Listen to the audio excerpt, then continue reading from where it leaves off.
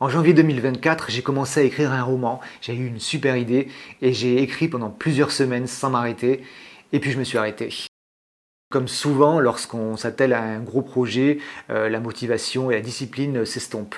Et puis en août de la même année, j'ai fait un rêve dans lequel m'est apparue Amélie Nothomb qui m'a dit avec beaucoup de sérieux: je me sens obligé de vous demander de continuer d'écrire votre roman.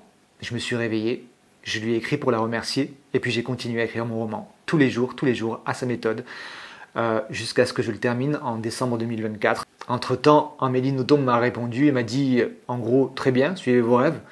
Et puis j'ai eu l'occasion de la rencontrer juste 2 mois après le début de notre correspondance. Elle était passée à Perpignan et elle s'était souvenue de moi.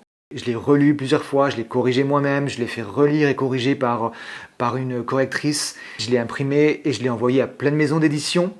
Et j'ai attendu plusieurs mois, tout le printemps, tout l'été. La moitié des maisons d'édition ne m'a pas répondu et l'autre moitié m'a répondu de façon négative, avec des lettres très standards. En même temps que j'ai envoyé aux maisons d'édition, je l'ai envoyé à Amélie Nothomb, qui a été la plus rapide et qui m'a répondu en 5 jours, qui avait lu le roman et qui m'a fait un superbe commentaire que je peux maintenant afficher sur la couverture du roman, avec fierté.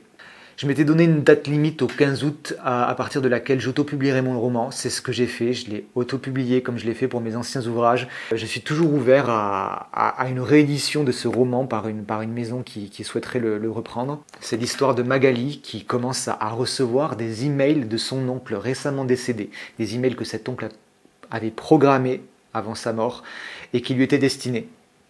Où il livre ces anecdotes et ces histoires de vie qui vont rentrer en résonance avec sa propre vie à elle. Et elle va chercher à comprendre, à savoir déjà comment il est mort exactement et en savoir un peu plus sur sa vie et un peu plus. Donc si cette petite histoire vous a plu, regardez en description ou dans le profil de mon compte pour savoir comment se procurer le roman.